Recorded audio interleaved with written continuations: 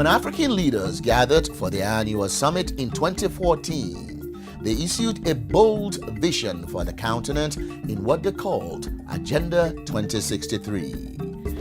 We are presenting Agenda 2063 for adoption by the summit. The agenda lays out a set of goals and plans the continent hopes to achieve by the year 2063, the 100th anniversary of the founding of the Organization of African Unity, now the African Union. It's a robust framework for all the African nations to come together, to work together to build a prosperous and united Africa based upon our shared values. Critical to achieving the overarching goals of Agenda 2063 is the development and empowerment of Africa's human resources, particularly its women. Ultimately, Africa's prosperity depends on Africa's greatest resource, its people. I think there's an increasing recognition that if countries are going to reach their full economic potential, then they have to invest in women. The Beijing Declaration and Platform for Action gave the world a powerful statement of principle. Women's rights are human rights. This is not just human rights, but also common sense.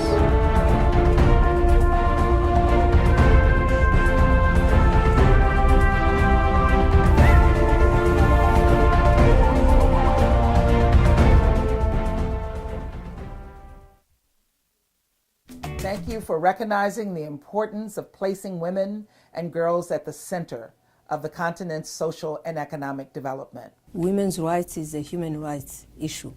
I think that Africa cannot prosper if women do not prosper.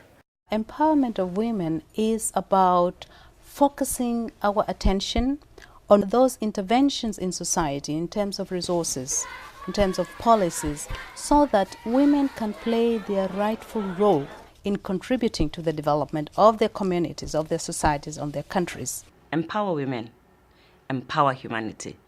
Let's picture it. Africa today boasts many successful women. I stand before you today as the first woman elected to lead an African nation. It's a great privilege for me to work for the United Nations and to serve under Secretary General Ban Ki-moon. Komboha is like many other small Egyptian towns, except the mayor is a woman. Eve Habil was appointed by the central government, but is following in the footsteps of her father and her grandfather. I would like to say, Grandpa, I am a woman and I am mayor of this village. 2002, after the passing on of my brother, I became the chief. The Kotla meeting that was held for that purpose, they came around and I explained my position that I believe I'm capable to handle the duties of a tribal leader or a community leader. All the men agreed with me to become the chief, except maybe two voices that were dissenting. But the only reason they could advance was because I'm a woman. But we are now friends. Everything is going normal. I went to the parliament through the national list, which is the quota for women. I like to brag sometimes and say that we have more women in parliament than most of developed countries, including the United States. As much as they are accomplished, they know from personal experience the difficulties of life for the typical African woman. I grew up in a village in Nigeria. I know what it meant to go to the stream to fetch water, what it means to go to the farm with my grandmother to farm agricultural products, what it means when people are poor and they cannot get enough to eat. When I was a small girl in the countryside, swimming and fishing with twine made from palm trees, no one would have picked me out as the future president of our country. So my feet are in two worlds. The world of poor rural women with no respite from hardship, and the world of accomplished Liberian professionals. They are therefore the first to admit that there are profound structural impediments to the African woman fulfilling her full potential, impediments reflected in the early deaths of many African women. What breaks my heart is the fact that when we see women that are dying, most of them are between 15 and 19. It is for precisely these reasons that the African Union declared 2015 the year of the empowerment of African women. 2015 is the African Year of Empowerment of Women, with the intention to make progress in a number of challenges facing women. The African women empowerment rests on a simple premise. As primary caregivers, particularly for young children, women are pivotal and key players in society. In many parts of the world, where you have a woman in a bad position, the child is bound to be there. The African Women Initiative thus reflects the realization that when we help one woman, we help scores and scores of people.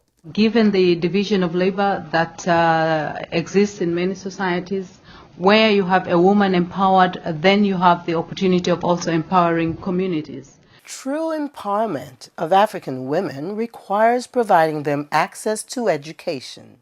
We have to work with girls at a young age and get them to understand the relationship between the math that they're learning in first and second grade and the potential careers that could lead to as they develop into young women.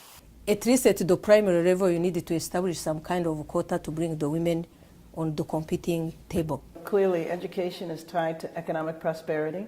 Keeping a girl in school 4 more years is not just about her future, it's about her health. Empowerment of African women also requires providing them access to adequate health care. There has been a decline in child mortality and maternal mortality because of good policies. Between 2000 and 2010, for instance, it has dropped in sub-Saharan Africa alone by 41%. That's a major advancement.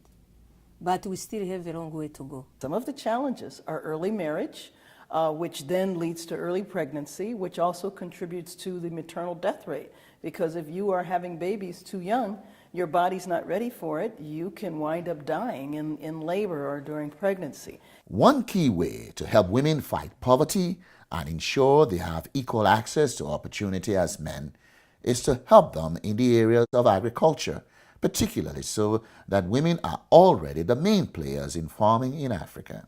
In the next 10 years, no woman should be using a hoe, so that after 10 years, we can indeed put it in the museum. And I take seriously her charge to mechanize African agriculture so that African women can, as she said, retire to the museum the handheld hoe. As Africa is embarking on modern agriculture, the women have to be empowered at the beginning of that kind of process. We all know that in many African countries, women are the hub of agriculture. Women are the hub of a lot of the economy. Empowering women in the agricultural sector is part of a broader plan to give women a leg up economically. And when we talk about our economy of subsistence, it relies on women. They tend to their families, they feed the extended families, but they stay within those kind of traditional ways of producing that are not sustainable unless we give them a boost, credit. To promote women's economic empowerment, the African Union, the African Development Bank, the World Bank Group, African countries, and the United States all have supported efforts to increase women's access to markets, to capital, and to assets. So we want to move women from being employees to being employers. In addition to the economic empowerment of women, the full emancipation and empowerment of the African woman requires that she be a full participant in national policy decision-making and at the very highest levels. Accordingly, there is a major push across Africa to give all women access to political power. AU has driven the 30% quota of women representation, but at this point we still have just 10 countries that are at that particular level. But there is an increasing recognition that setting aside parliamentary seats for women is not enough. It's not enough to pass a local law requiring 1/3 of local election candidates to be women. Women need training in how to be candidates. Our embassy in Mauritius offered to train women to be effective at campaigning so that they could compete and win elections. Following the training, the number of elected women quadrupled.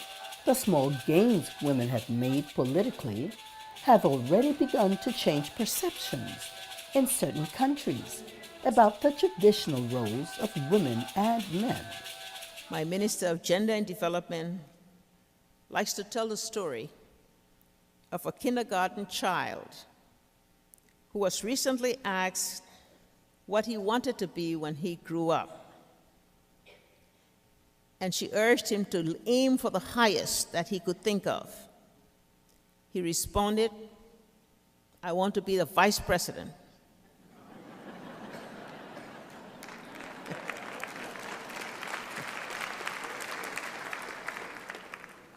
Puzzled, the teacher asked him, "Why did you just say vice president?" "Because being a president is a woman's job." At the very least, this young man will grow up in a society where it is considered normal for a female to be president. Despite the gains, it is clear that fully empowering the African woman economically and politically would require far-reaching legal reforms to knock down the cultural, traditional, and the structural institutional barriers that have held back women's progress across the continent literally for centuries. The question of empowering women also touches a legal framework that their rights have to be grounded in laws and constitutions. Legally increasing women's land rights. I've got keys for my house, free at last. I'm happy. Urging land registration in both a husband and wife's name. Legal reforms in many countries are also critical to tackling the issue of violence against women. If one is to address violence, we have to look at the legal and institutional mechanisms that are in place. Focus on women and girls who have been involved in conflict and who have been the victims of gender-based violence. It is a fact that we're still dealing with the issue of violence against women. This is a reminder of how far we still have to go in the fight to empower women and ensure equality for all. However, there is an increasing awareness that with a proper emphasis on empowerment, women can look confidently to a future of full equality. I see Africa with full gender equality. I see Africa where women have economic opportunities, political empowerment, and social inclusion. I see the empowered African women showing women around the world how to lead. The women of Africa. The future belongs to us because we have taken charge of it.